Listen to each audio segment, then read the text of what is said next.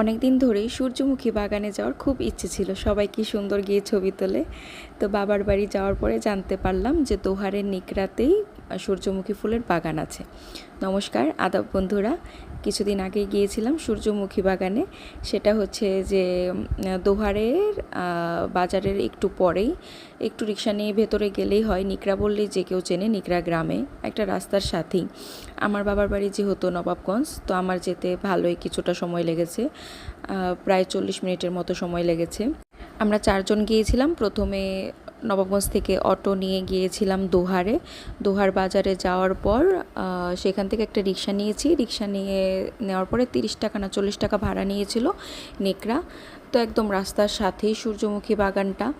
এই তো আমরা যাচ্ছি। যেহেতু আমি নিকড়াও তো ভালো চিনি না, দোহার পর্যন্তই চিনি, তো আমার একটু হ্যাসেল হয়েছিল, কারণ অটোওয়ালা ভালো মতো বলতে পারছিলও না যে উনি চিনে কি চেনে না। এই জন্য আমি ওখান থেকে উঠে লোকাল যে রিক্সাওয়ালারা থাকে ওইসব রিক্সাতেই গিয়েছিলাম। তো যাচ্ছি, দোহার বাজার থেকে প্রায় 15 মিনিট এরকমের মতো লাগে। তো এই যে চলে এসেছি সূর্যমুখী বাগানে। এখানে 2-3টা বাগানে আছে, আর ওনারা হচ্ছে যে এন্ট্রি ফি নেয়। মানে এটা খুব ভালো একটা ব্যবসা।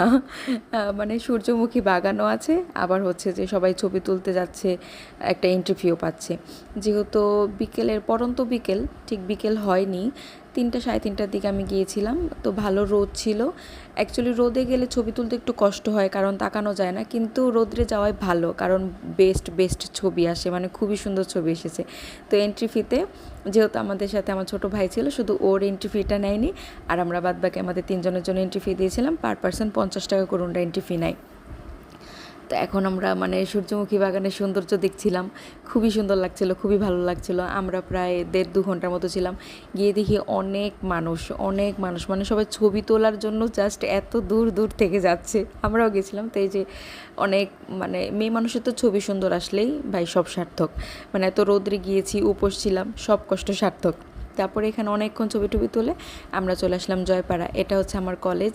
ভাবলাম একটু জয়পাড়া কলেজটাও দেখে যাই। কলেজে অনেক বছর ধরে যাওয়া আসা হয় না, যেহেতু এখানে অনেক পুরনো স্মৃতি জমে আছে। কলেজ দেখলেই আমার সব ইমোশন বের হয়ে আসে। মানে অতীতের বন্ধুবান্ধবদের সাথে এত খুনসুটি, এত মজা, কিচ্ছু এখন আর নেই জীবনে। তো সেগুলোই দেখছিলাম, আর এখানেও কিছু ছবি ক্লিক করলাম, স্মৃতি হিসাবে রেখে দিলাম। খুবই খারাপ লাগছিল আসলে, অতীতের খুব সব কথা খুব মনে পড়ছিল, বন্ধুবান্ধবদের খুব মিস করছিলাম। তারপরে আর কি করার, তো মন খারাপ নিয়ে বাড়িতে চলে আসলাম রাত্রের পূর্ণিমার চাঁদ দেখতে দেখতে। সবাই ভালো থাকবেন। Thanks for watching. Stay tune until my next video.